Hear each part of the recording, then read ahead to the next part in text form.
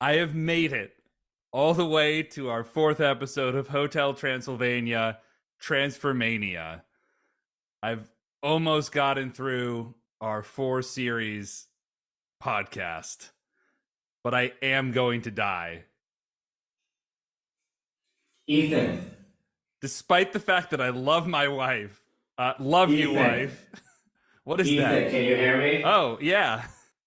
Hi, I'm from an alien species that is non-vocal, but this is unfortunately an audio medium. Uh, So I have decided to come tell you that due to your absolute selflessness in watching all four Hotel Transylvania films, we have decided to not tsunami the entire planet to death. I gotta tell you, aliens, if anyone's listening to this that had just recently watched 1989's The Abyss, that's gonna really resonate with them with connections between what you're saying and what happens in that film. Oh yeah, that's one of my favorite movies.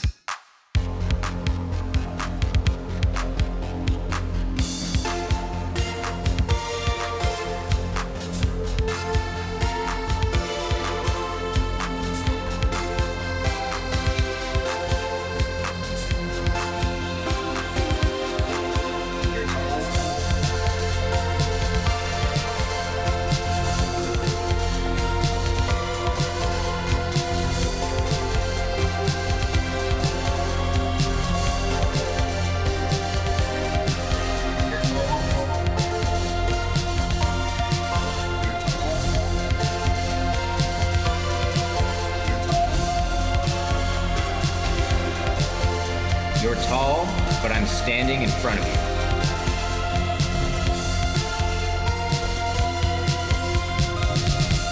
It's a podcast.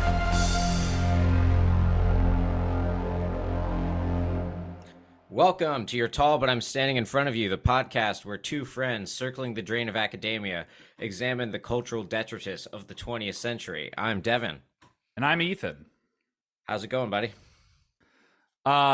It is great. There's nothing. Are you sure? There's the. I wish that I could speak to.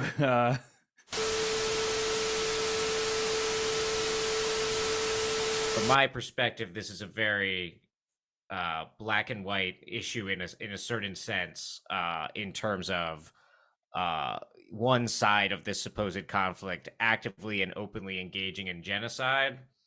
Um, you know, Yep. but we talk about movies here, so um, but I don't. I guess it's a weird thing, right? Because I both feel performative even talking about it, and I also feel obfuscatory not talking about it. So I Yeah, don't know. and also the fact that apparently being anti-genocide, anti-ethnic cleansing is apparently a radical take these days. So we've got that. So cool.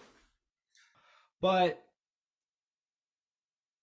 we are just continuing the water series. So, and Yeah, great, great. I think any attempt to make the water series have anything to do with Palestine is disingenuous. But we state our solidarity and our denunciation of the clear acts of genocide, and now we will turn. When you're not sure to whom to turn on this podcast, we always like to turn to our fathers. Mm-hmm. And conveniently, Ethan and I have the same father, Yep. and that man's name is James Cameron. Yes. So the water circle, the water circle, It's come. Wow. the water series has come full circle. Yeah. We started with Titanic, Mm-hmm. Cameron's film about why you shouldn't fuck with water. Yep. And now we end by turning to 1989's The Abyss, Cameron's film about maybe you can fuck with it a little bit. Yeah. He was flirting with the idea of fucking with and fucking in actuality water. So it's interesting. Yeah, we can maybe chat about the theme seemed to evolve from 1989 to a decade later with Titanic. So Absolutely. yeah. And like as we got into a lot with Titanic, we were seeing a lot of how like Cameron is like mediating his role as like a producer of capitalist content in a capitalist system, and how it relies on spectacle and disaster and whatnot. The Abyss asks a even more thought-provoking question, which is, what if you went like 30,000 miles under the sea to get away from your wife, but then she did the same thing?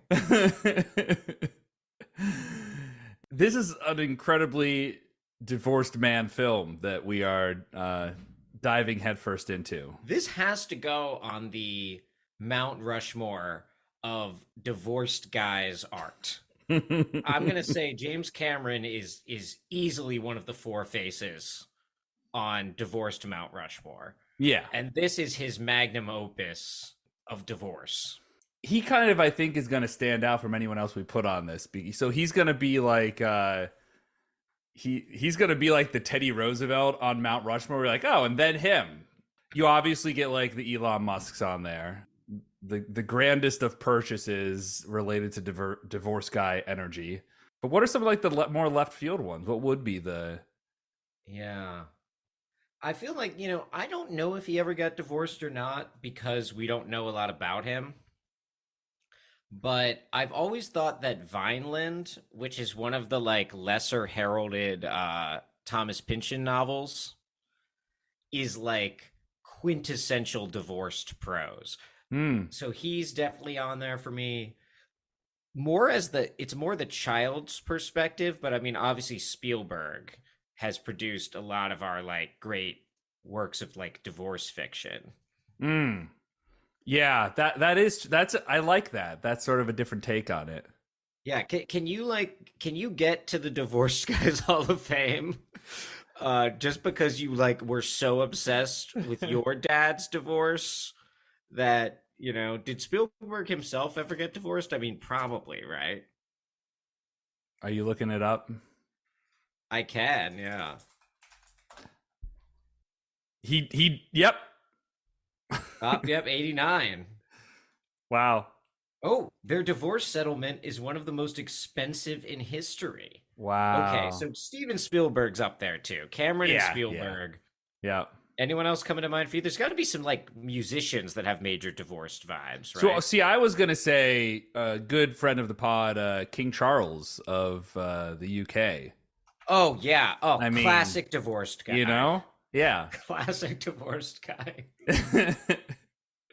Okay, so our Mount Rushmore of divorced guys, we've got James Cameron, Steven Spielberg, the former Prince Charles, and then we just have like a blank space because we aren't quite sure what Pynchon looks like. I think out of respect, you have to put Donald Trump on there, partly because like he wants to be on the actual Mount Rushmore anyways. And, he is, of course, also well known for,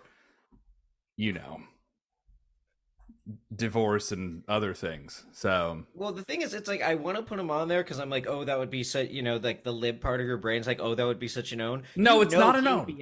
He would come out there and just be like, yeah, they're calling it the divorced guys Mount Rushmore, and I'm on it. It's fantastic. It's even better than the other one.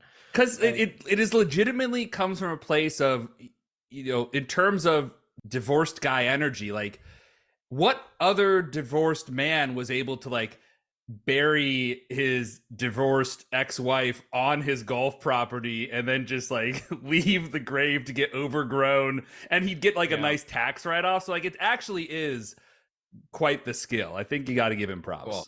So we've got an even 50-50 split on the divorced guys Mount Rushmore between two of the most profitable filmmakers of all time, and then two completely buffoonish world leaders. And that does seem to say something too about like the central thesis of this podcast in a lot of ways. I think is trying to bring those two things together. Yeah. That's great. I don't know if this bodes well for us in our future relationship. I We can't get divorced yet. I'm not even, if there are yeah. any ladies out there that would like to get divorced,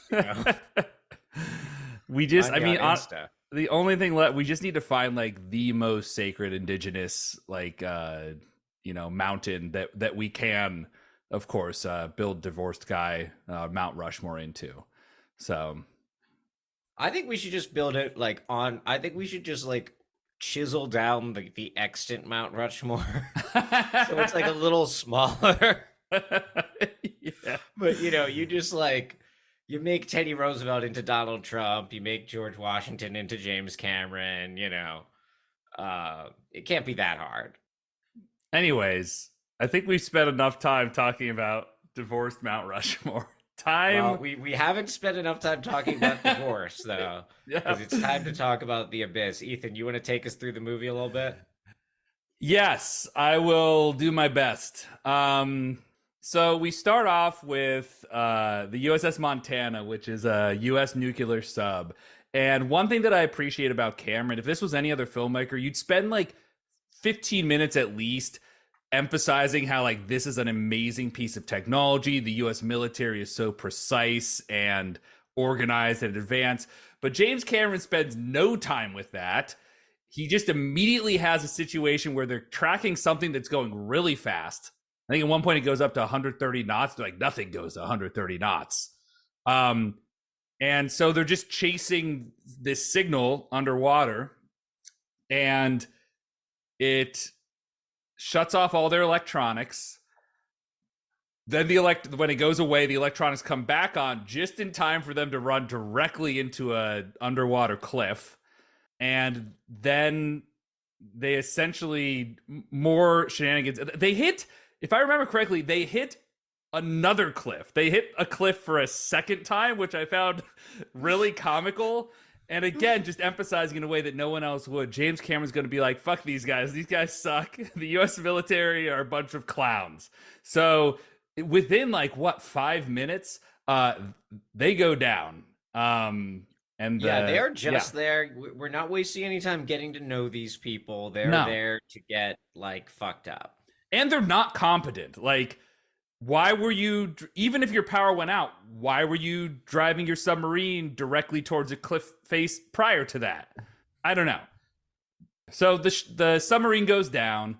And of course, if a nuclear submarine goes missing, the U.S. military is going to go looking for it. So they're going to look for it. And apparently the only way they're going to be able to do this is there is an underwater oil drill is essentially what it is. It's a drilling platform that it's just this, and it's for some reason that seems not real technology, right? No. Or at least wasn't at the time, right? So this is part of where the sci-fi elements of the near future are coming in. Yeah. Now, why would you put the whole platform under? Is it that hard to just have a drill that goes down? Rather than putting an entire... Anyways, it's not worth worrying about. Comment. It is kind of it's interesting, though, because it's kind of got, pre-Armageddon vibes, right? Oh, yeah. It's we need, the blue-collar drilling people to do this, because we, the military, we only know how to kill things. Yeah. We can't learn how to do this other shit. Yeah. But actually, they're also pretty bad at killing things, which we'll get into. So the oil men are going to have to go investigate the wreck. So they send down some Navy SEALs. And who else do they send down with the Navy SEALs? The soon-to-be divorced wife. So... Ed Harris plays Virgil or Bud Brigman, and he is going through a divorce with his wife, Dr. Lindsay Brigman. Played by Mary Elizabeth Mastrantonio. Yeah, and just she designed this whole underwater station apparently, so she's really pissed off that they've agreed to go do this. She's like, we shouldn't be involved with the military. We're just trying to ethically do deep sea oil drilling. And so Mhm. she's not happy. So she goes down with the Navy SEALs as they're going to go on this little expedition. They're going to move the whole underwater platform over to where the sub is and then explore the sub. Yeah. And like I don't know exactly when this happens in terms of the plot, but we get a lot of also just like character building of Bud and Lindsay's relationship. Mm-hmm. Bud is not taking this well, it seems. No. Like he keeps being like, "Oh, hello, like Dr. Brigman or Mrs. Brigman or whatever he says." And like he's weirdly taunting her with the fact that they're still legally married. Like it's a weird Yeah. move. I feel like Cameron is just seeping through this script in a really not great way. Yeah, it's very on the nose. And there's one scene that was particularly on the nose where like they have an argument, and then in frustration at the end, he like pulls off his wedding ring and tosses it in the toilet, Yep. and then immediately regrets doing that and has to reach his hand down to pull it out, and then his hand is all like blue from the like cleaning fluid or whatever that's in the toilet water. Mm-hmm. And that scene really is just like a microcosm for the entire film. Like Yeah. guy delves deep into some water in a not enjoyable way to save his marriage, or the symbol of his marriage, and that as it might be his wedding ring. But Yeah. we essentially see the movie in miniature in that moment. Yeah.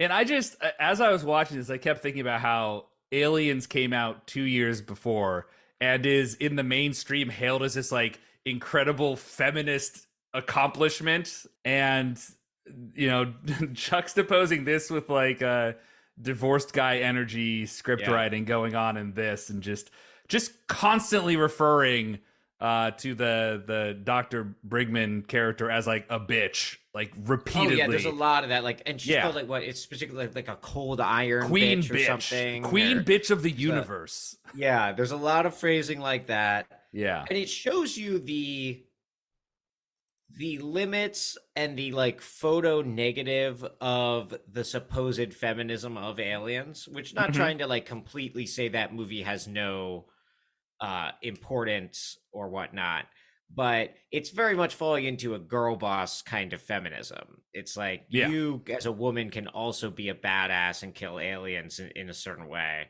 And The Abyss kind of shows you the darkness lurking under that kind of like supposed feminism by especially like hyper controlling male figures like Cameron, where it's really good as long as he likes you. And then if you do something to piss him off, suddenly now you've gone from being a badass heroine to being a huge bitch.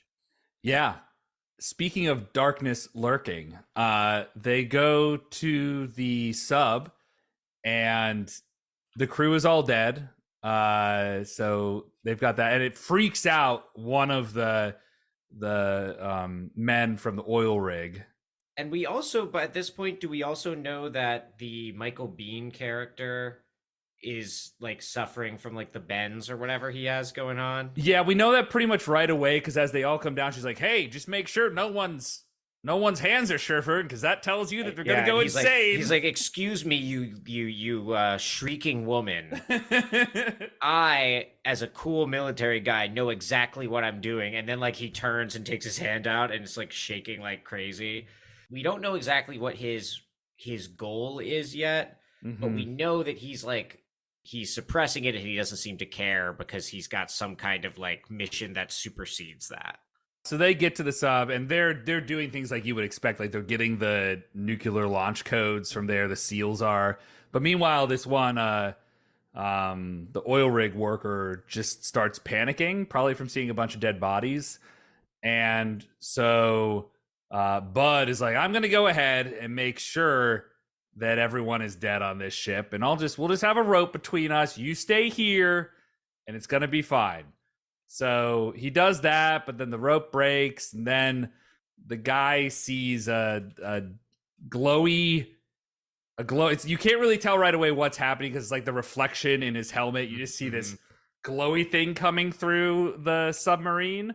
So he panics and like hits his head running away and gets knocked unconscious and has to be evacuated. So something weird is going on here. We've got a glowy thingy that showed up. So that's our first indication that something strange is going on. And I think at the same time, also the Dr. Brigman character sees glowy aliens as well, but no one believes her because she's just, you know, the queen bitch of the universe. So she's like, I saw it. They're like, no, you didn't. Yeah, and they're like they specifically seem to be. They almost seem like they're made of light, and they're all these it's kind of like the bisexual lighting color scheme a little bit. Like there's a lot of pink, there's a lot of like neon blue. Yeah. Just we're getting this sense there's some kind of like whether it's extraterrestrial or secret deep sea race or whatever going on here.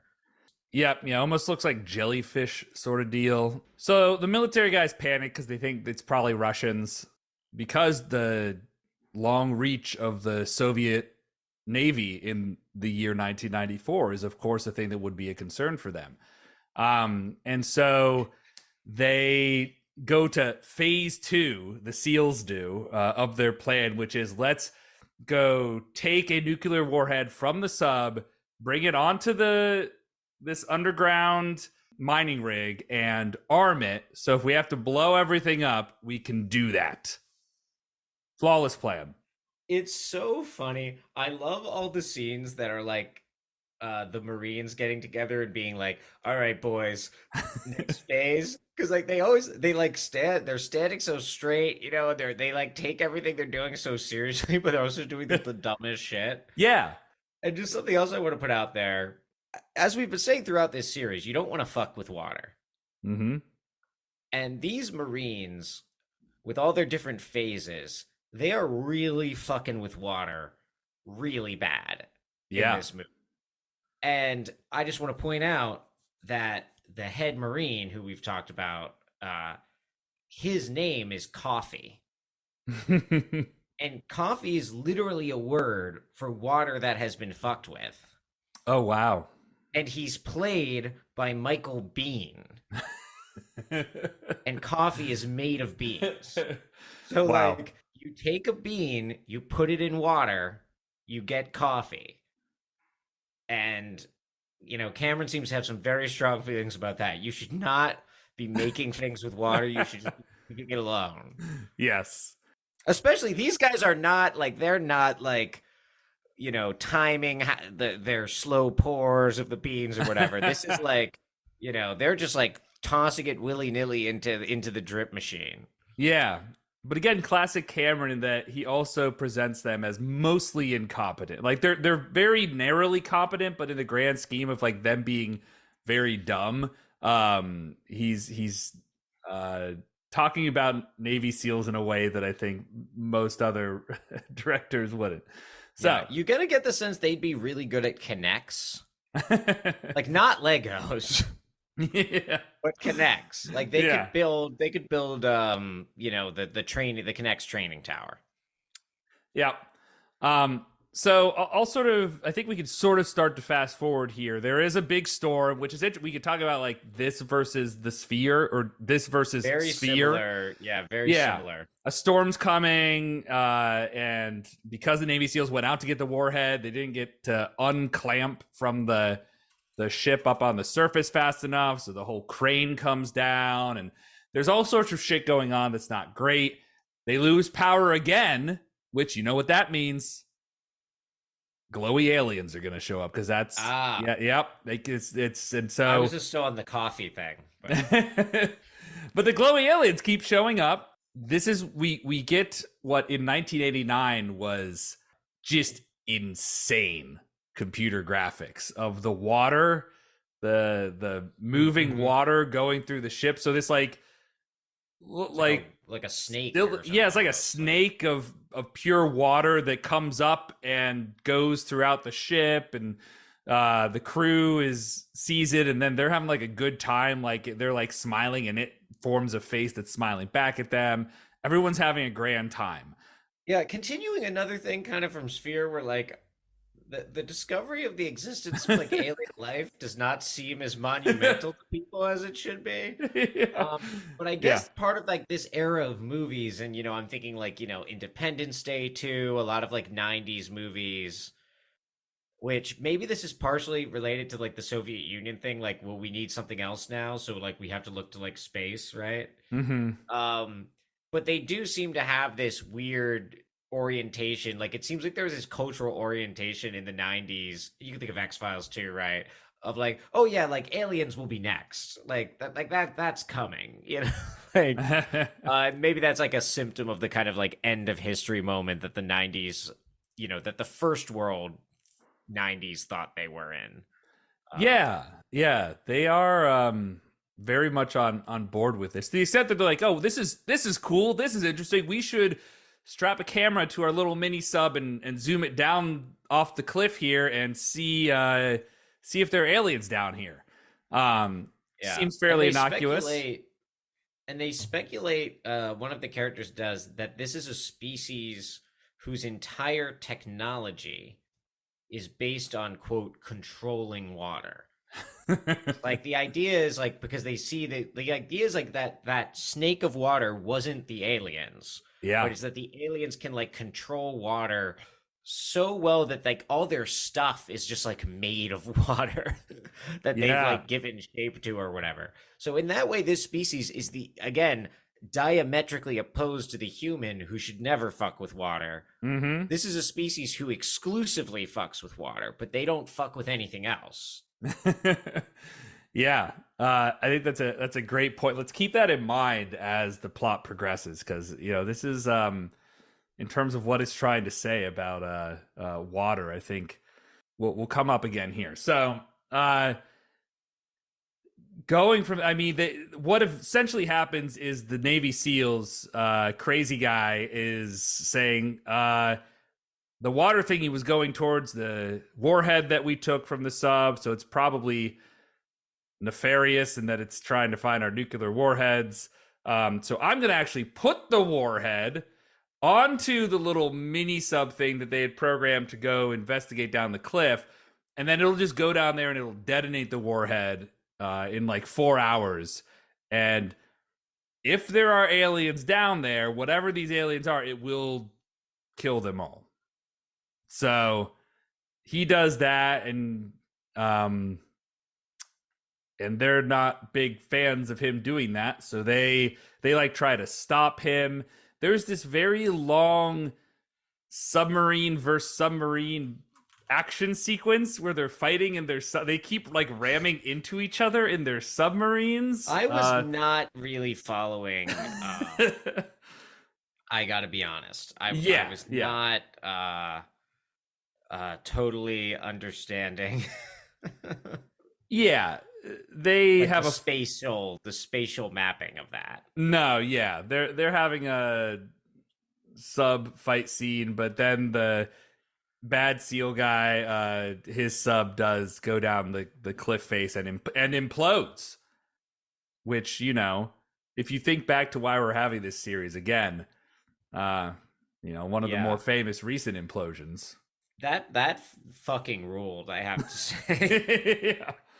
Yeah. Like that was just a cool end to an action sequence. I was a little bit like, I don't know if this is entirely working for me, but like great and surprising way to end it. And also I like that it was like a uniquely water-based way to kill him. Like it wasn't just, like, oh, this is like we're transposing like an aerial dog fight underwater, and then it'll just end with like shooting him down and exploding or whatever. Mm-hmm. And this movie does pay a lot of attention to that stuff. Like they're always talking about like you need to depressurize and you need to do this and that, So the movie does make you like hyper aware that they are in like a hostile environment all the time. Yeah. Which they also were in the filming of this. My understanding is this movie was a fucking nightmare to make, especially on the actors, right? Yeah, You're fucking like in these water tanks all fucking day. Can you imagine? Yeah. Like, it was hard. They had a hard enough time making fucking Aquaman like last year or whatever. Making this in '89, Yeah. Christ. Speaking of water killing people, that they only have one diving apparatus on the Bud and Lindsay's submarine, which is disabled now, and so she's like, well, just let me, you just put it on and I will enter deep hypothermia and then you can revive me and it'll be fine. Trust me, I'm a doctor. Did you know this was like is this possible? I don't think so. It seems to be like the bit is like, it's like, yeah, you can just like let me drown then bring me back. Yeah. Which I didn't understand. I don't know. So that was their plan. Whatever. Yeah. But let's stay on that scene though, because like I want to know like how was that hitting for you like emotionally though, that scene, because it's a very harrowing scene. We get these long shots of like as she's like as the water's piling up and she's like gripping him and drowning, and he's like holding her, and they like kiss right beforehand. I just kept being like, well, why doesn't she take a deep breath and like, why don't they just leave? Why can't they can make up a little distance before she starts to drown? Like they're just like sitting there waiting as the water's rising. That's what was going through my head. But I do think if we put aside, however, like would this actually work or not, it is a very like emotionally affecting scene. I feel like, but it is also like one of the scenes where Cameron is most like he's leaning on all of his incredible filmic skill and his ability to make like compelling and terrifying images toward like cinematically manufacturing a love that, for all as far as we know about these characters, like shouldn't exist. Like we have no sense these people should be together, but Cameron can like resolve that tension that like is reflective of what's going on in his real life at the time, right? Yeah, in the world of cinema, by giving us what this image that feels like something like love is happening because of like the immensity of the spectacle. But then if you take a step back, it's like, I mean, these people should be, just because she like did this insane drowning trick, that doesn't mean they should be together, right? But it's like, it's him like kind of like, getting you as a viewer to be like, oh, like if they've been through that, they can, they can figure out all the other stuff. Right. And it's like, well, we don't know anything about what their relationship was actually like. Probably not. Yeah.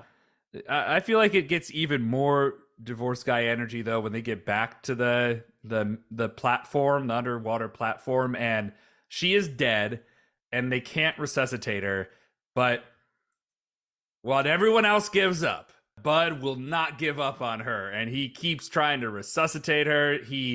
I guess the trick that finally does it is he just like slaps her face several times. He's like, you don't give up, and then she comes back to life. If we continue with like obviously there's like whatever's going on in the plot in terms of actually reviving this character, but if we take this into just like the metaphor of relationships direction, this is not good advice. No. Your wife drowning herself in this movie is like the like metaphorical equivalent of her saying she doesn't want to see you anymore. And you're just like banging on her door, slapping her, punching her in the chest. Literally, like, no, me. Literally, everyone around you is like, "It's over, dude." Like, you need to like, no, move on. I refuse. I literally can defy. If I can defy death itself, surely I can like convince her once she is no longer dead that I'm a less shitty husband. Yeah. And again, it's like this problem where it's like Cameron can do these amazing things as a filmmaker, right? He can make us believe, like we talked about this in Titanic, like the almost religious fervor that film puts you in at the end. That the sense of ecstasy it puts you in at the end, right? And he's probably very good at that, like sometimes like interpersonally, right? But there's a big difference between being able to like do that like once every few years after putting like you and your like staff through hell, right? Yeah. And being able to be like just a consistent everyday partner. Yeah. So, like, there's a very, like, there's toxic ideas of what relationships are and what they should be abound in all this. Yo, yeah.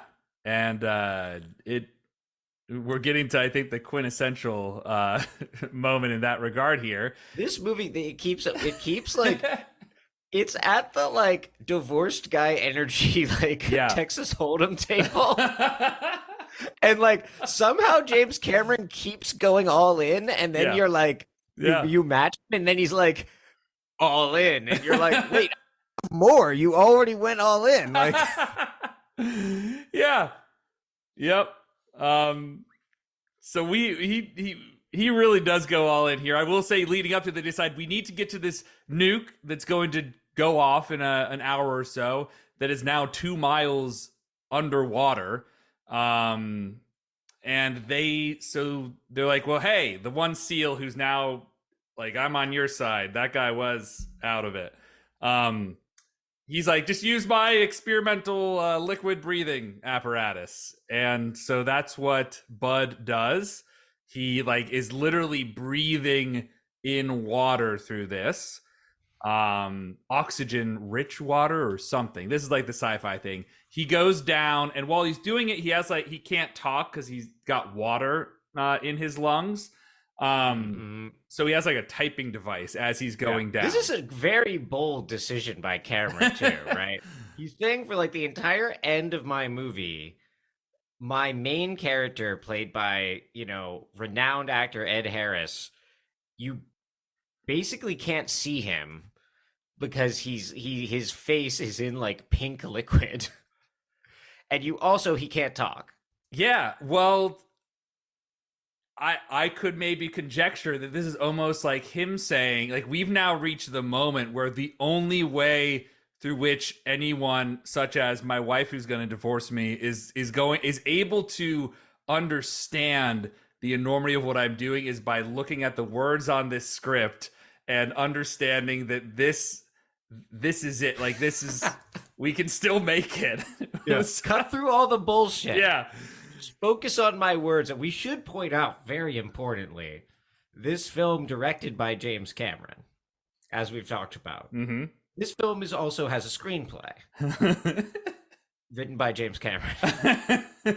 Like, this is a James Cameron top to bottom, sort of thing. Which to me, it's almost like, again, at this point, it's not Ed Harris that is saying these lines. It is James Cameron. And so that's such a good point. It's like literally like Ed Harris doesn't get to say that. Yeah. Like, he's like, don't let anyone confuse you with their acting. This isn't about you, buddy. Literally look at my words. I'm like holding the script up to the camera. Yep. So he goes down there. The only thing that could make this better is if James Cameron had cast himself as like the guy at the computer to then like just read aloud the text as it's coming in. Yeah. It's like Chuck, the other guy on the underwater oil platform that just hasn't been in any previous scenes, shows up like, hey guys, what are you doing? Oh, let me read that for you. You guys all seem really busy. Let me just say all of the words right now. And I'm for no particular reason going to stare straight ahead. So he disarms the nuclear weapon and is going to, like, he can't make it back up in time. Not enough air to get back up. He is miles below. Classic fucking with water situation. Yeah. You fucked with it on the way down, but then it's like, hey, buddy, you got to get back up. Yep.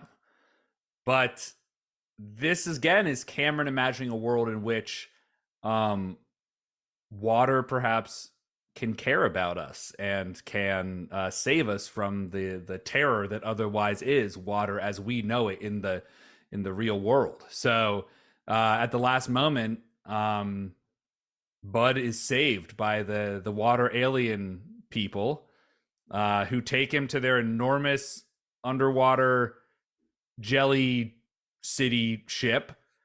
They bring him in there. This is all like very fantastical now at this point. It doesn't even make the like why does this underwater city have like skyscrapers? There's no like windows. It's just like But he goes in there and they let in, like, they control the water, so like it literally is a vertical line of water that separates, so he's encased on water on either side of him, but there's air in this little room where he's in, so he can breathe again. And all the little floaty alien people come to say hello to him, and he's like, what's going on here? And they start putting up the words that he, Bud, or James Cameron had written as he was going down, and when he thought he was going to die. And I think I'm trying to remember. Well, first off, the greatest one that they put up there, we should probably mention. Love you, wife. Love you, wife. That's yeah, it's like the last thing he says to her. Mhm. Well, he thinks is going to be the last thing he says to her, right? Which Yeah. again, such a weird divorced guy move, right? Because it's like trying to sound casual. It's not "I love you," it's "Love you, wife." But then it's like, I'm not going to call you by your name. And like, even though you wanted to divorce me, and if I had survived, we would have gotten divorced. I am in my last moment of life asserting my like legal control over you, or my I'm like rubbing in your face the fact that you are technically my wife as I fucking die. Like, bet you feel bad now. yeah. But then the aliens see that and they're like, "Hey, we like that. Yeah. That's good stuff." And did you so you watched the theatrical, right? I did, yeah. Yeah, and so I did too, and I kind of wish we had watched the special edition because did you read it all about like what the differences are? I remember seeing the special edition long ago, like when I was like 10. So and, like I haven't seen it obviously, but it seems like the big difference is that in the special edition, we obviously get the US v Soviet Union stuff like in the beginning, and that's kind of subtext through part of it. But it sounds like in the special edition, that's like a lot more like prominent. and it's more understood it's more directly stated essentially that the aliens are going to like destroy the world with like the surface world with tsunamis because they have complete control of water, and the reason they're going to do that isn't because they like hate humans, but because humans are going to destroy the world because like there's these escalated tensions heading towards nuclear war. And then the idea is that Ed Harris expressing the the like intense emotional weight of "Love you, wife" makes them go like, "Hey, these guys aren't so bad. If they're capable of "Love you, wife," we should spare them." And so that's them kind of telling him, and it doesn't quite for me make sense in the theatrical version quite so much. Like I get more the vibe in the theatrical that they're saving him because he love you wives, but it's also like they're saving all of humanity because he loves you wife. Yeah. What else is there to say other than that they go up to the surface? The huge ship goes to the surface. It like props up all of these surface ships, including all the U.S. Navy vessels that were doing this search for the submarine. And he walks out, and he hugs with Dr. Brigman. And that's the end of the movie. That's the end. Yep. And these people who should definitely get divorced are still together. Yeah. And they better not divorce, or it seems like these aliens might be like, whoa.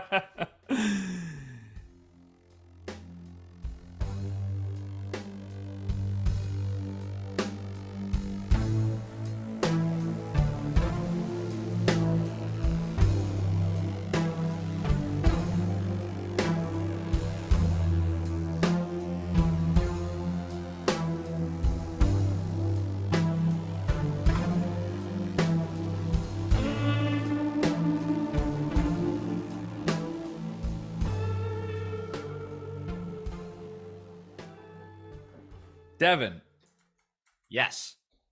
as you know, on this podcast, I have to come up with games related to the movie.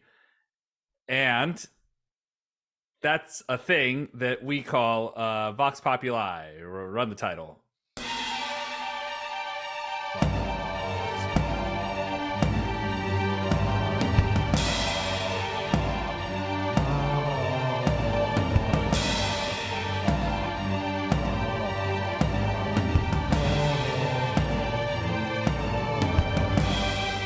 Devin, I think we can agree that there is nobody who is more so the voice of the people than our dad, James Cameron.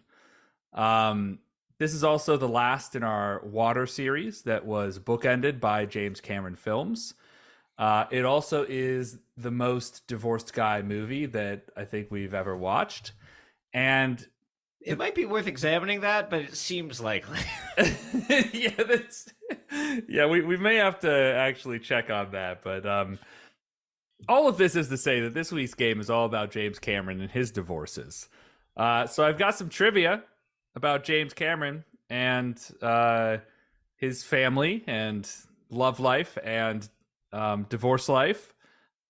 And that's all it is, Devin. I've got some trivia. I'm curious if you can answer All right. these. I don't know much about this. I know he's had some relationship troubles, but Okay. we'll see how I can do here. Yeah, let's see how well you know just really with how his divorces have gone. So, I think to start us off with this trivia match, James Cameron's first 3 marriages ended in divorce during the same years as some of his biggest hits when they came out. Can you name the 3 films directed by James Cameron that came out the same years as his first 3 divorces that took place? Ooh. Man. The first I guess we could just start his first divorce. Which movie do you think that was? Was it The Abyss? I'll mark that down. What about his second divorce? How quickly can you get divorced is kind of the question here. That is. So let's say he gets divorced again by the time Terminator 2's coming out. Okay. And then let's give the second marriage a little more runway and say that the third divorce comes the same year as Titanic. Yeah, I'm feeling very not generous today, so I'm going to award you 0 points because his first divorce was his divorce from Sharon Williams, which was in 1984, the same year that The Terminator came out. So it was not, in fact, The Abyss, which sort of screwed you for everything else that you said. And I feel like I could give you points just for saying The Abyss, but the fact that we all knew this was a divorce guy movie, I feel like it wouldn't be fair to give you points. I should get a point. It was named the 3 movies. Okay, the way you originally phrased the question. So give me a point for The Abyss. Fine. Gail Ann Hurd, he divorced in 1989, which was the same year that The Abyss came out. And the third divorce was from Catherine Bigelow in 1991 when Terminator 2 Judgment Day came out, which I believe you said was his second divorce. Okay. So I got 2 out of 3 though. Okay. I'm gonna give it to you in part because he then had another divorce right around the time Titanic came out. So I think that's only fair. Okay. So it really seems like Terminator has not been good for James Cameron and marriages. However, there is an important connection between Terminator and James Cameron's 4th wife. Do you know what that connection is? Oh yeah, that's Linda Hamilton, right? That is correct. His 4th wife was Linda Hamilton, whom he first met when directing her as Sarah Connor for The Terminator. Fun trivia, Sarah Connor was a character that Cameron apparently based on his first wife, Sharon Williams. Oh, man. So that's weird. And then so he divorces that woman the same year he meets Linda Hamilton, but then has like 2 other marriages and divorces before marrying Linda Hamilton. Yeah. So Man. it's kind of amazing though that I guess we can be fortunate that he got pretty much all of his divorce guy energy out in The Abyss, you know? Like it's not Yeah. it doesn't Yeah. loom quite so large in any of his other films. So maybe we can be thankful to The Abyss for like him just like working through his feelings in that script. Yeah, there's something to be said for it's just such a concentrated shot of it. Yeah. We were just talking about Linda Hamilton, who he did marry in 1997. The problem was, unfortunately, soon after he married Linda Hamilton, speculation began that James Cameron was having an affair with a person by the name of Susie Amos. And Cameron did eventually marry Amos in the year 2000. I hope I'm pronouncing her name correctly. Amos had previously starred in a James Cameron film playing what role? You got Linda Hamilton, but do you know what all the roles that all his wives played? Don't Google it. I see you typing on your computer. No. I'm not typing. I am not typing. I was just gonna ask if you could spell it for me. Suzy, Suzy, Amos, Amis. Was she like the Irish mom in Titanic or something? I don't know who that actor is. Very close. Susie Amos played Lizzie Calvert, Rose's granddaughter, who accompanies Rose when she visits the ship in Titanic. Yeah, wasn't thinking about the frame narrative there for possibilities. Yeah. Well, Devin, Cameron insists that he has a policy of not dating coworkers, despite the fact of seemingly only marrying coworkers. He did note that, quote, I think about 10 seconds after we were done filming Titanic, well, you know, that was his comment on him presumably having an affair with Susie Amos. Yeah, so... that's definitely a good faith rule, and not like having a very strict by the books rule, so that as soon as that official relationship ends, you can literally whatever you want. Yeah. Hey, while we're at it, here's a trivia question. How much we love you, Dad, but you need to work on yourself. We'll get there, Devin. So how much did Linda Hamilton get in her divorce with James Cameron? I love it because we were mentioning about Steven Spielberg having one of the most expensive divorces. So how much did Linda Hamilton get? Let's say like a cool million. 5 million. Okay, you're an order of 10 off. It was $50 million that Linda Hamilton got. That's good. Good for her. Yeah. And I was considering saying 500, so I was like, for some reason, I had the 5 right, but no idea how to scale that. So between 5 and 500, and it, logarithmically speaking, directly in the middle of those two numbers was 50 million. And so, trying to look at the box office here. Mm-hmm. I'm sure he could afford it. This was after Titanic came out, so yeah. I was just trying to see if he ever had a movie. No, but he's never. The closest he's been to hitting 50 million has been the 90 million from The Abyss. So, I was just curious if he had a movie where you could be like, "Oh, that was the divorce settlement movie." Oh, yeah. God, could you imagine of how much it would have been if he had divorced her like after Avatar? Ooh. It would have been like the GDP of like several small nations. So seriously, I've got one more question for you, Devin. It is an open-ended question because you keep talking about. I think you've referenced some of this as we've been speaking. Now, James Cameron, he has stayed married to Susie Amos since marrying her. That is his current spouse. He also has 5 children, ranging in ages from being teenagers to in their 30s.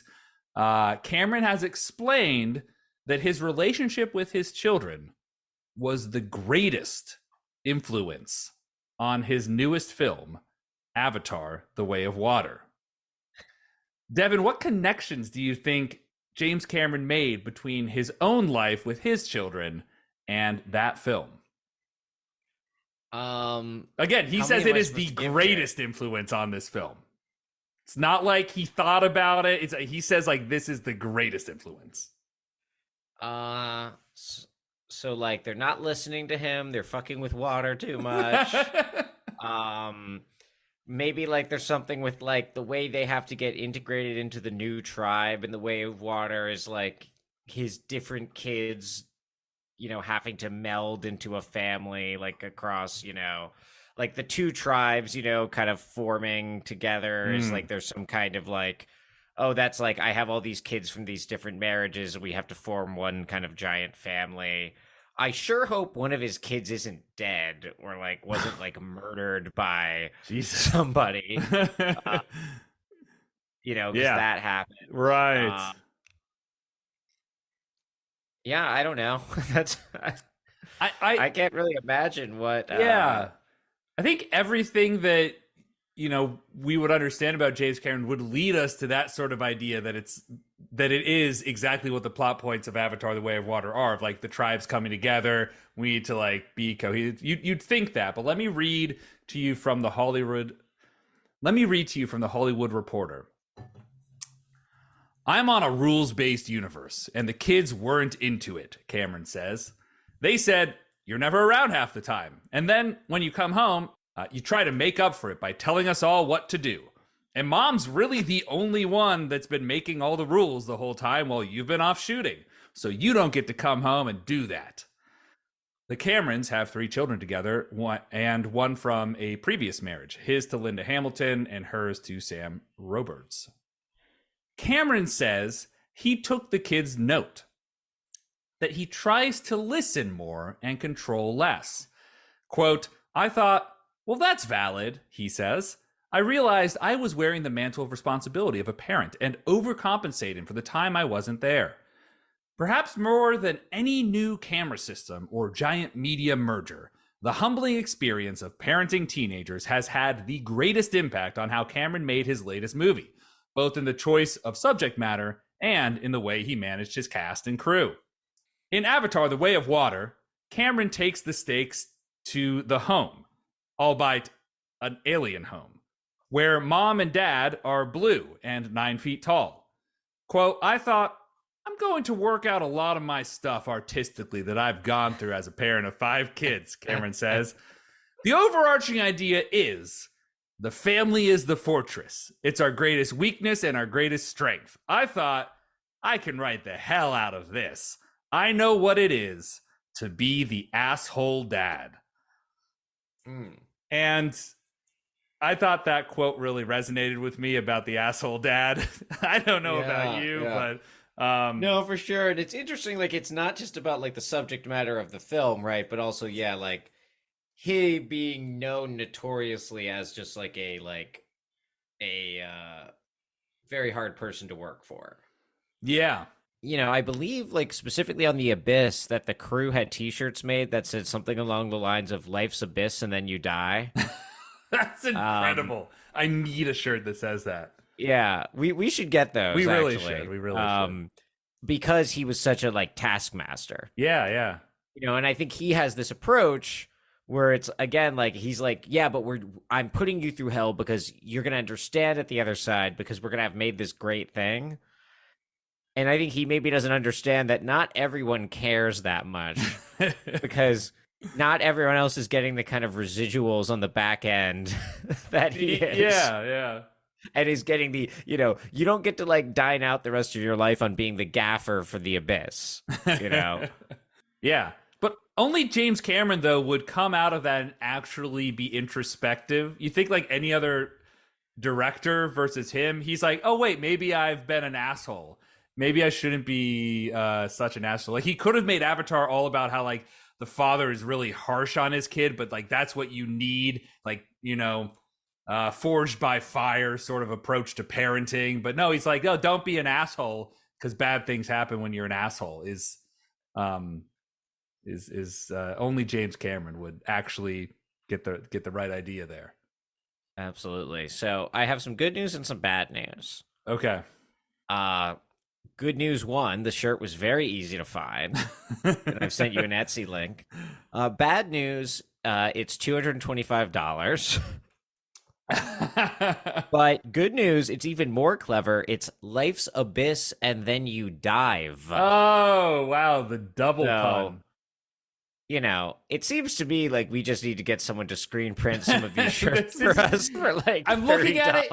It doesn't look like it would be that hard to make a version of this ourselves. Yeah. All right. So stay tuned for these illegal Life's Abyss and then you dive shirts soon to be sold for the you're tall but I'm staying in front of you Etsy until we get the cease and desist letter.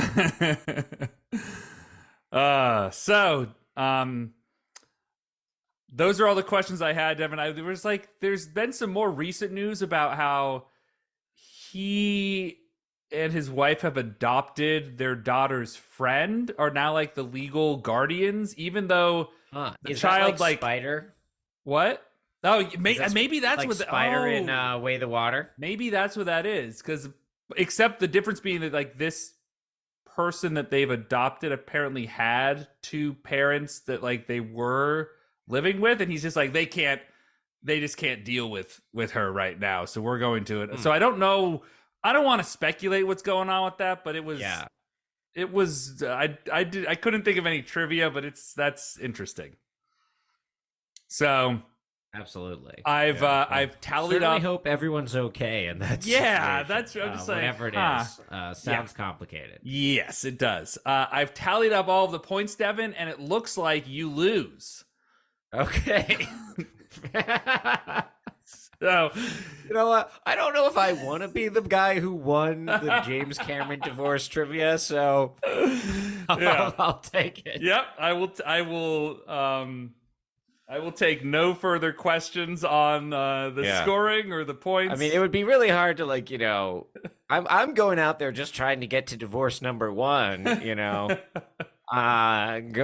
on the dates, going on the dating scene, like opening up, like, so do you know that I once won James Cameron divorce trivia? Yeah, put it on your this? CV. That is Vox Populi.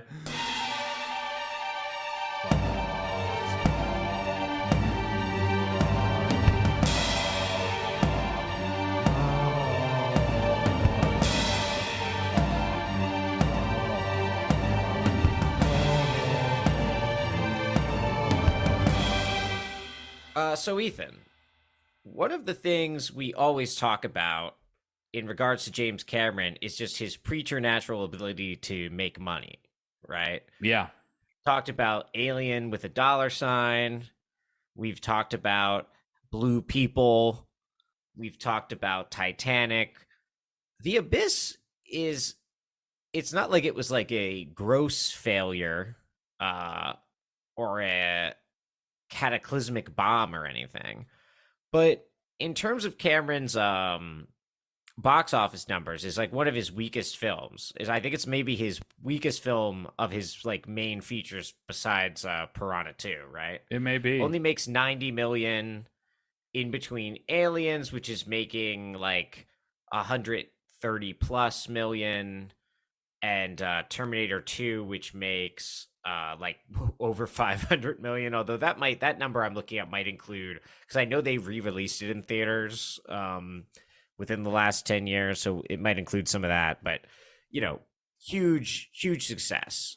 Obviously Titanic, huge success. I think True Lies is like the highest grossing movie of all time when it comes out, and then Titanic beats that or whatever.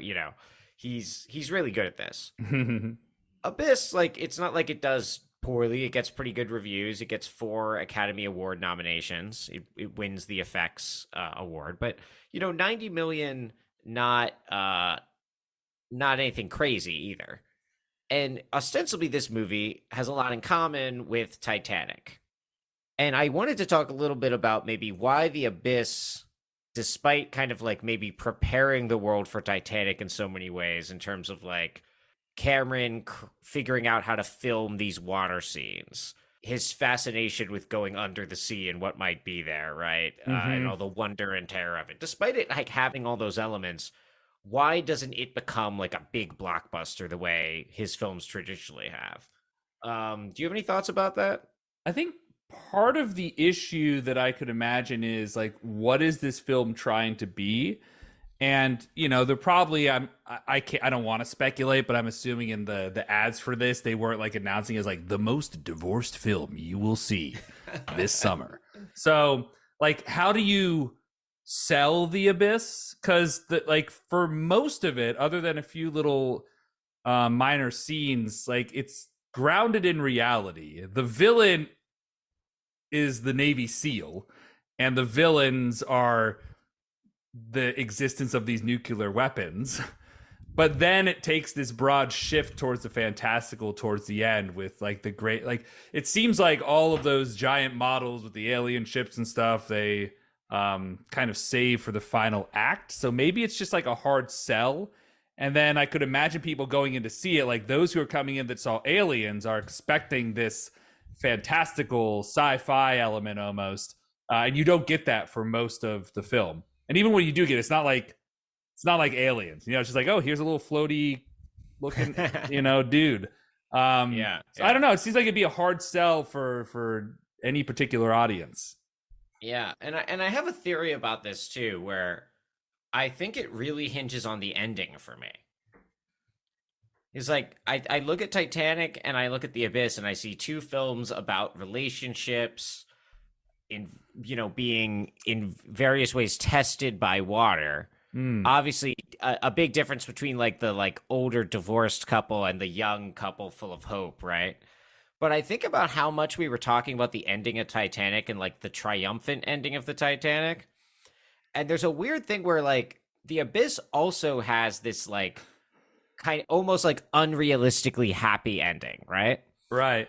Where despite everything, despite all the character information we have and like also the workings of the plot, which anything other than this miraculous deus ex machina of the aliens showing up, and this movie ends with Ed Harris dead on the bottom of the ocean, right? And then like his ex-wife like moving on with her life. That's in some ways probably the more poignant ending to this film, although that also makes it a huge downer, but it's like a downer of a film, right? Right. But I think there's something where like the Titanic ends with that, we could just for the sake of argument call it a dream sequence, right? Or like a death vision or whatever it is, right? Yeah.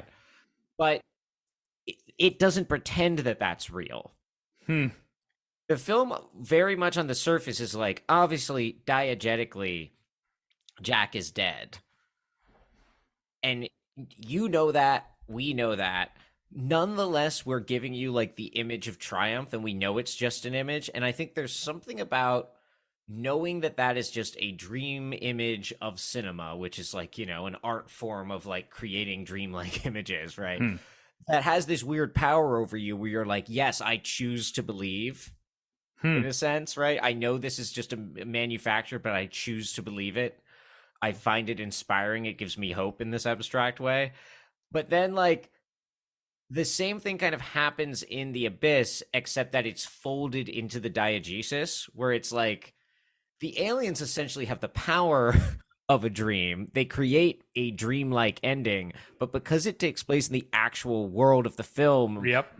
you're left just being like, well, that's fucking stupid, I think you're really onto something there. When I think about this versus both earlier and later James Cameron, like we've talked about like with Avatar, there is this idea that humans are going to destroy ourselves, and maybe that's just okay. Maybe that should happen. This is almost that a more optimistic message of, if only we had a hyper intelligent underwater species that could save us from ourselves, we can be okay here.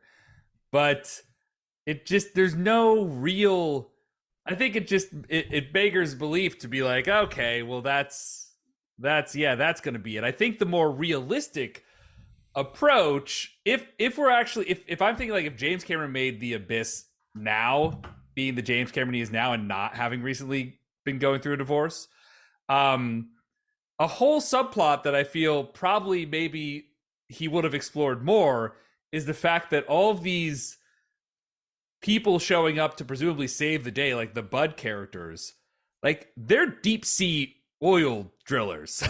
Like they Exactly. are Yeah. extracting these resources, like causing immense ecological damage to Mhm. water.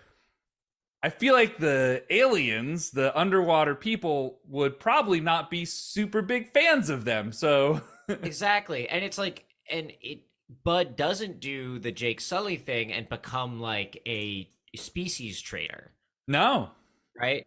He just is like, "Oh, love you, wife," and then they're like, "You know what? You guys can," and then they're like the like mystical other who comes and is like, "Oh, but we do respect you because you're capable of great things. You're capable of love, so we're not going to destroy you," you know? Yeah. And I think what Cameron's more powerful films for me, the way they work, even when they're like sometimes very saccharine and very like thumb on the scale, like, or very on the nose rather.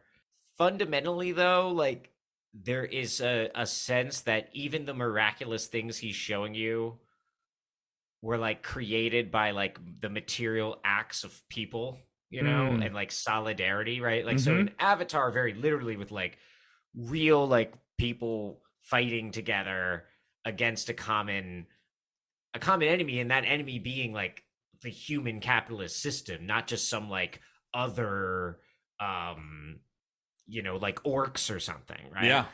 Or even in Titanic, it's like it's on a much smaller scale in a way, but it's like Rose like having lived her life in the way she did and like actually gone and like done those things and then kind of being rewarded for living a full life with the like dream image of Jack at the end in a certain way, you know. As cornball as that can be, it's kind of rooted in human experience in a certain way. Whereas like as you say in this film, it feels like they just come out of nowhere, and like Bud doesn't leave this with any kind of knowledge about his role in like ecological disaster, his role in like the capitalist system. Yeah. He's just like he's completely, and this is maybe like it's interesting though because it's like the moment in Cameron's career when he and then also his characters are completely tunnel vision to the human. Hmm. And then it seems like every film he does after this, right? So Terminator 2. I don't know about how True Lies fits into this metaphor, but Terminator 2, right? Yeah. With dealing with like robots, artificial intelligence, right? The apocalypse that, can the machinic apocalypse be prevented, you know? Titanic with ecological disaster. Avatar kind of continuing along that vein and also, making the anti-capitalism very explicit. It seems like after this, he's like, what do I need beyond myself? Like, it's like he's realized that going down into the abyss of myself was a loser. It didn't lead me anywhere. The only way I could escape from that was coming up with this like cheesy Deus Ex Machina ending that didn't save my marriage and ultimately left me whole, right? And then it's like I have to find meaning as part of something larger. Right. Seems to be where he goes. And then he maybe ends up in these almost sometimes like fairy tale level kind of simplistic stories sometimes. But as we've said, ones that always place themselves in a surprisingly complex way in regards to real historical systems, you know? And that to me is when he really starts to get interesting as a filmmaker. Yeah. It feels like The Abyss is basically him going to therapy and getting over himself, Yeah. but to get over himself, he has to do a lot of self-indulgence to kind of come out the other side. It's sort of that moment where suddenly now you can't just lean on your now ex-wife, Gail Ann Hurd, to make it a more interesting screenplay. So Yeah, yeah. it seems like The And to Abyss make was... your life a more interesting life. Yeah, yeah. Yeah, so maybe in this sense, The Abyss was like you were saying, a therapeutic moment for James Cameron. But of course, the film suffered in the looming shadow that was his divorce over Yeah. the I production mean, of this he film. basically like kills himself on film, right? Yeah. Like Ed Harris, like Ed Harris essentially dies, Hmm. in a certain sense. Like we basically see him die on film, and then he's saved.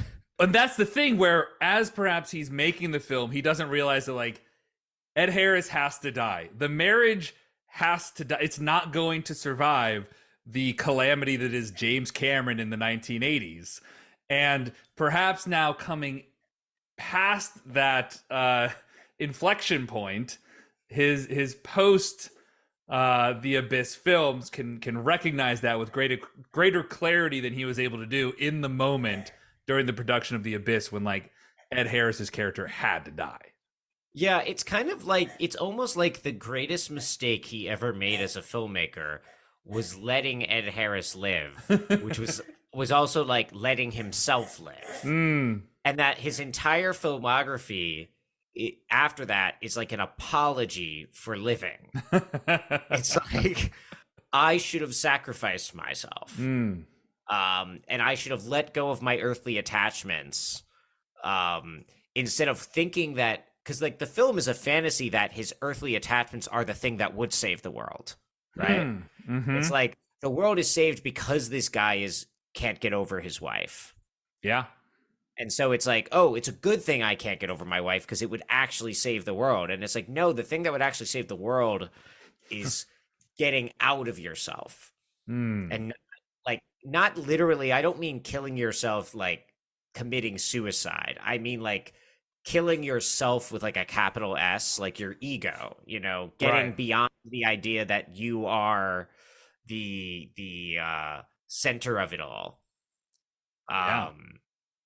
And so it's like, yeah, like Ed Harris had to live so that the Terminator could die, right? Like, think of how his next film ends by comparison, literally with like the main character lowering himself into lava, being like, no, no. And then the little kid being like, you gotta live. And he's like, no, I don't get to live. I know you want me to live. I know that would make the ending be a feel good ending. But I need to die, and that's like I'm giving you the thumbs up as I fucking die. Right? Yeah. And that's the film that people are like, here's $500 million. Yeah. Because that actually speaks to the loneliness we feel inside and the desire to be part of something bigger. Whereas the Abyss just is like a reflection of how shitty we are. Yeah.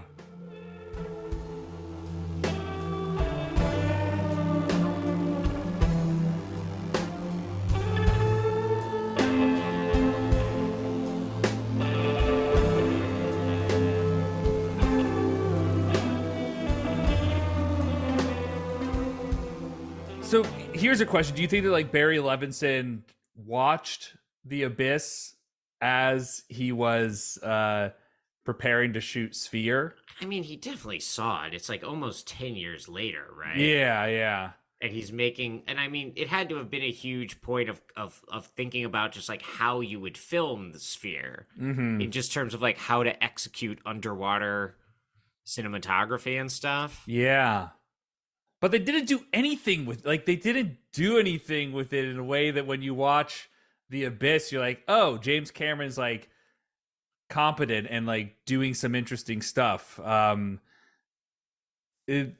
Sphere, they take way too long for anything to happen plot wise. They spend like 30 minutes just setting up like, oh, what's happening? We're going to like it's like 10 minutes. And they weren't prepared to take on like all the things that made The Abyss like a nightmare to film, and probably something that like ethically maybe shouldn't have been filmed though. Like what makes it good is like the ambitious underwater photography and stuff. Yeah. Whereas it feels like Sphere, they were just like, well, being underwater is a pain in the ass, so how can we have as much of this film as possible be on sets? Yeah. And like it's like you're watching a movie of people underwater that you're mostly seeing a guy mumble talk to a computer.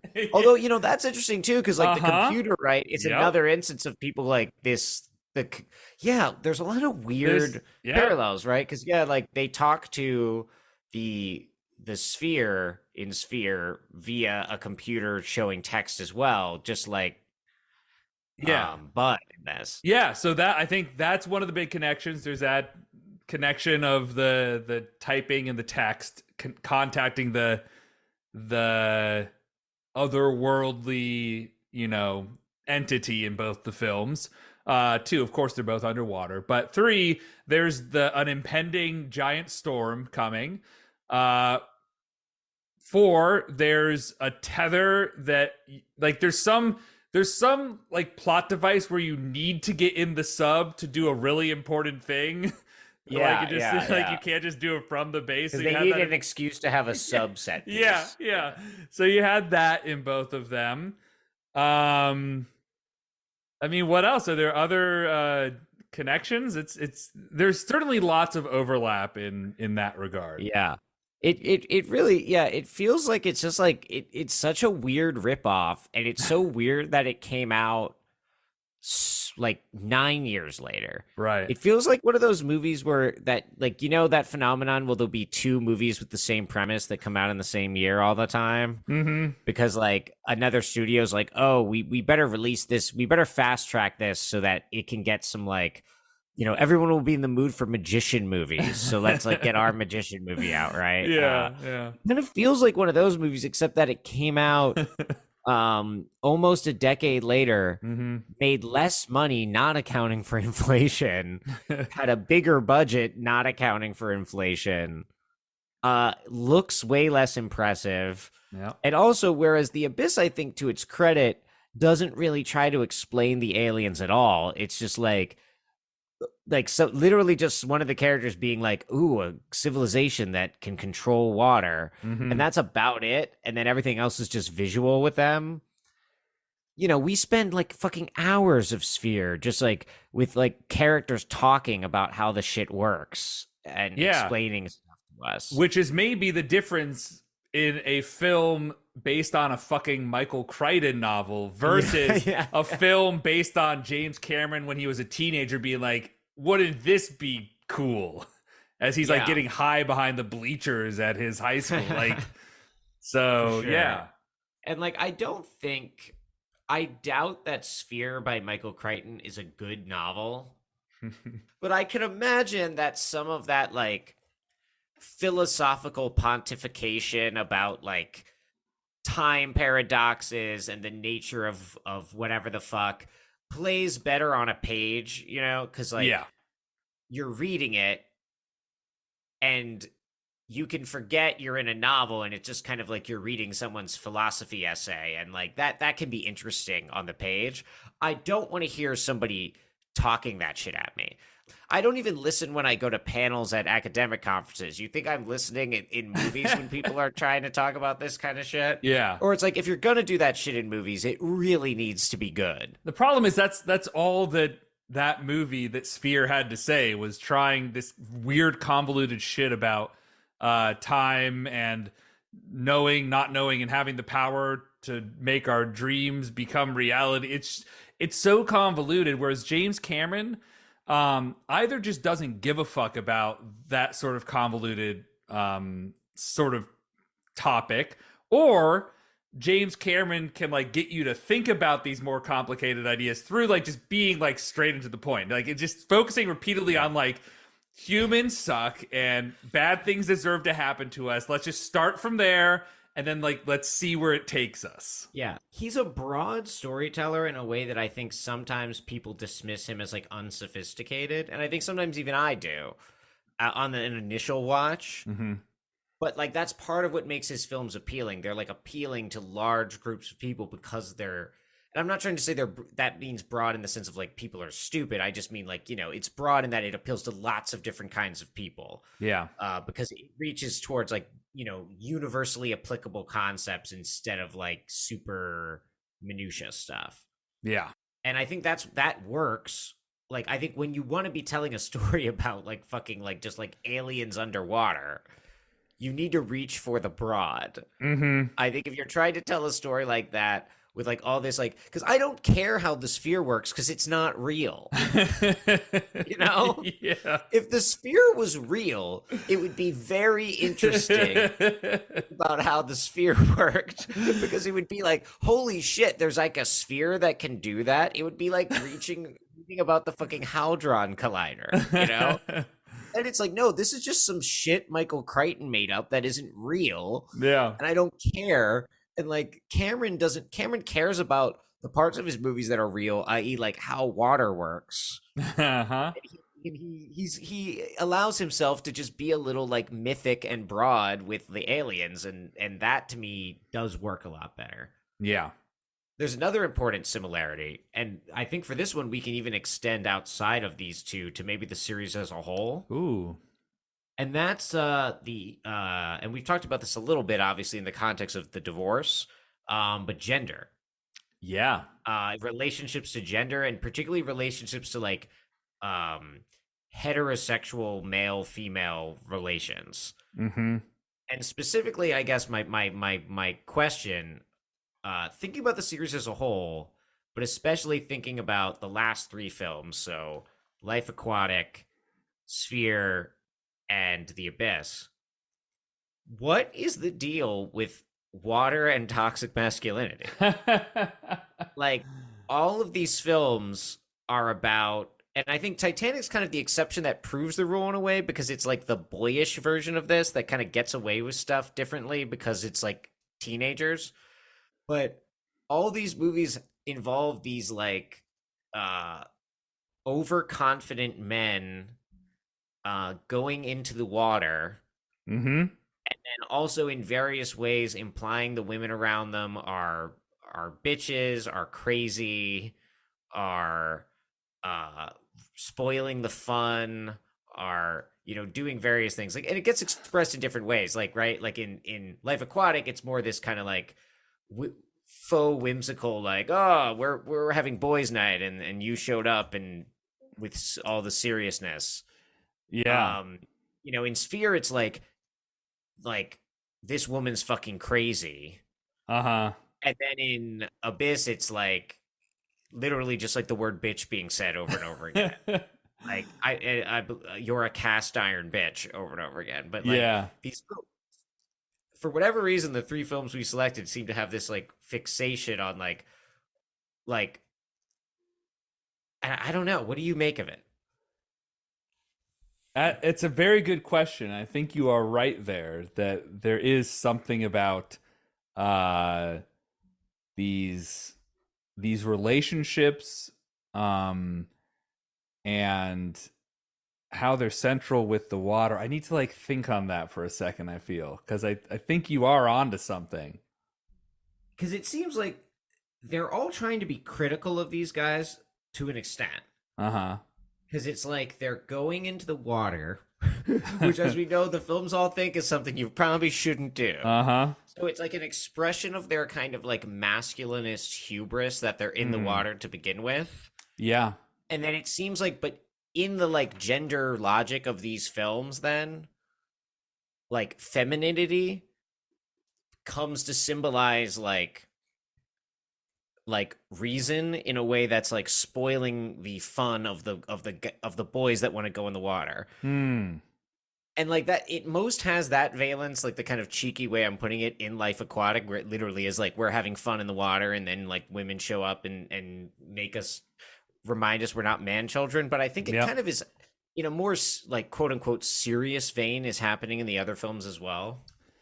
Yeah, and I mean, even with Titanic, I think you could speak to this idea that across the characters in these films, there's kind of this controlling element, and what better way to emphasize that perhaps they are not masters of the universe that can simply control the world around them than to put them around a bunch of fucking water and to see how quickly their self-aggrandizement falls apart when they have to deal with the confines of water. I think you could make perhaps some analogies as well about like the confines of those relationships and the confines of the setting in which the characters find themselves.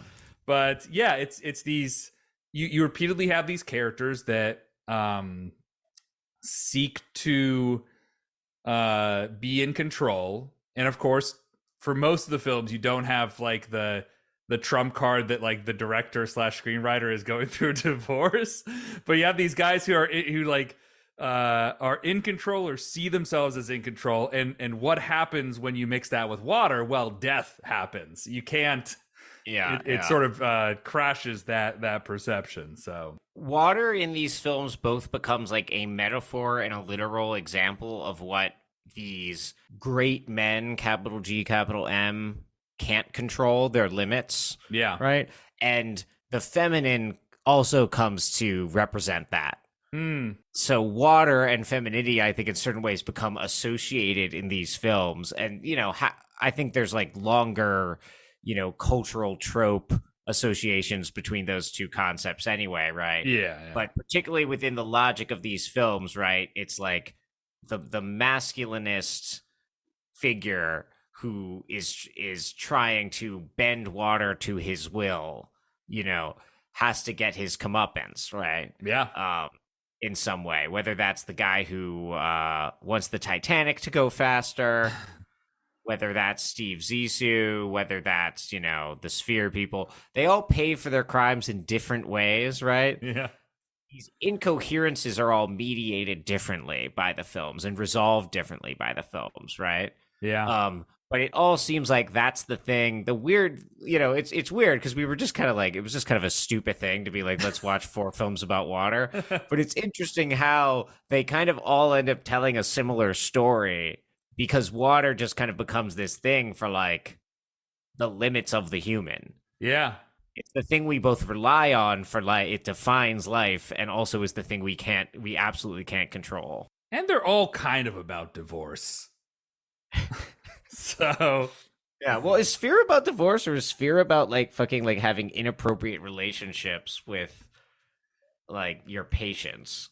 Yeah, they're all about fucked up asymmetrical power relations in romantic partnerships between men and women. Yeah, and also in ways cis that maybe not so much the Titanic, but all of the other ones are like, at least myself watching through it, are not quite resolved in a way that I find good. So there's some caveats. We talked about at the end of Sphere, like you think they're going to be critical of how everyone's calling Sharon Stone crazy by showing how like Dustin Hoffman's crazy, but then they're like, oh, but Sharon Stone's crazy too. Yeah. Right. And similar thing here where it's like Master Antonio. No, how the fuck do you say her name? Master Antonio. Listen, I'm Italian, but that's real Italian. Damn.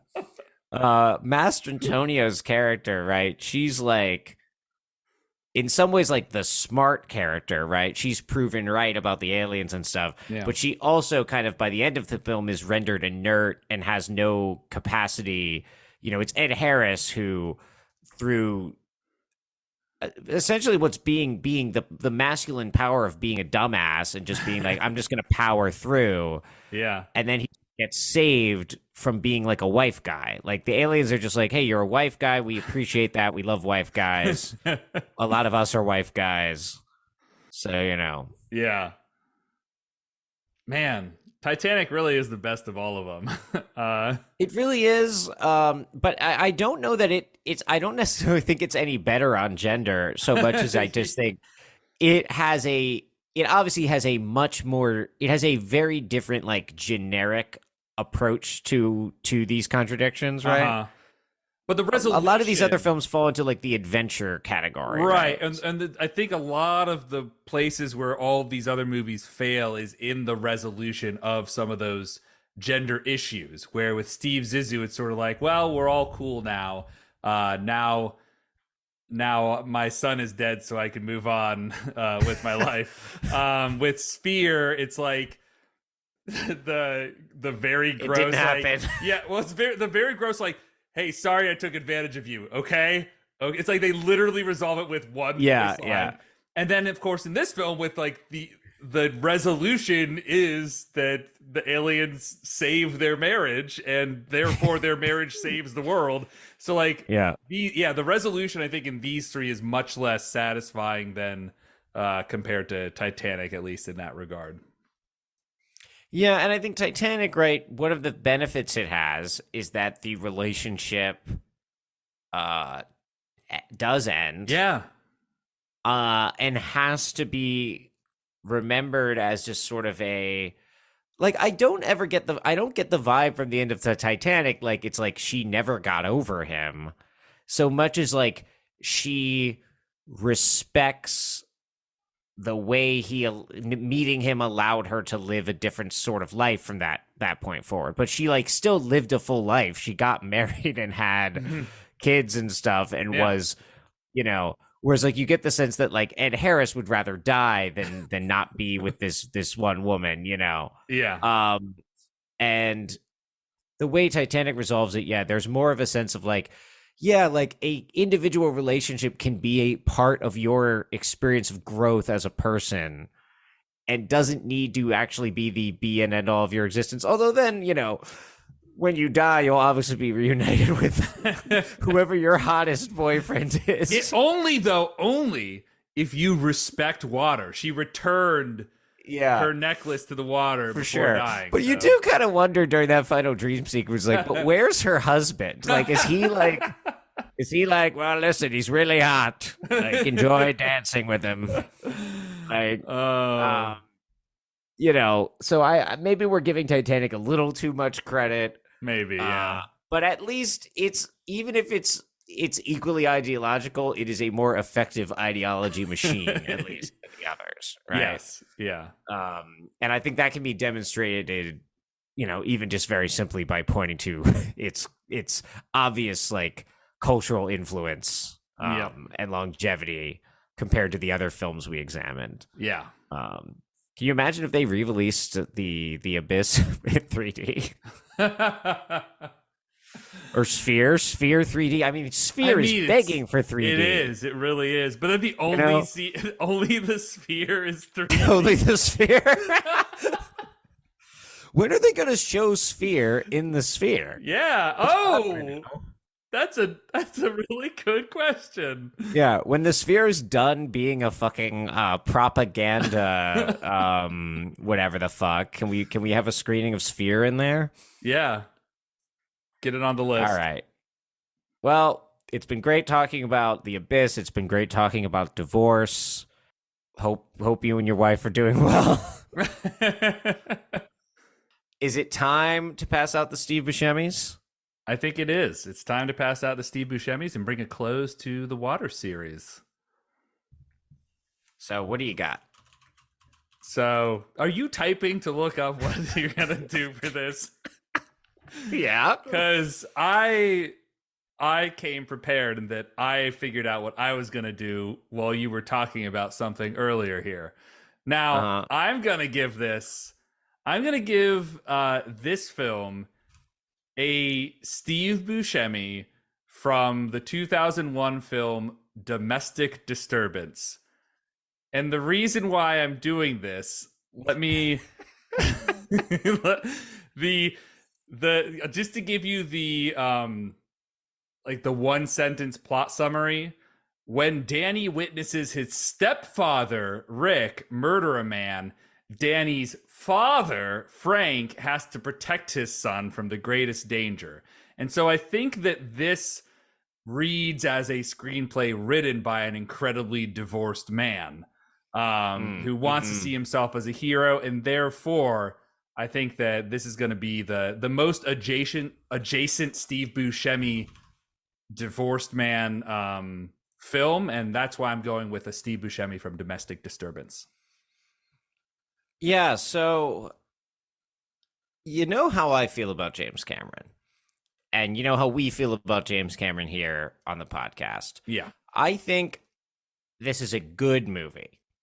I don't think it's a great movie. Sure. I think the best thing we could have possibly done for it is watch it immediately after Sphere. Because it was like, You know that meme that's like it's like the picture of a person drawing a horse, Yeah. and it like starts really good, and then it becomes like a stick figure, and people will be like me at the beginning of the semester, me at the end of the semester. Yeah, yeah. That was like how I feel, and even though we watched them in reverse order of release, it's like it was like sphere. It was like, or I'm sorry, it was like the Abyss Sphere. You know, Yeah. like the Sphere picked up where the Abyss left off, and just you really appreciate what is good about the film watching it like that, because I think it's easy if you watch the Abyss by itself to be like, okay, whatever, fun little sea adventure, but then you watch someone else doing it and you're like, oh man, he actually did a really good job with on the technical level. Yeah. But I don't think it's his best.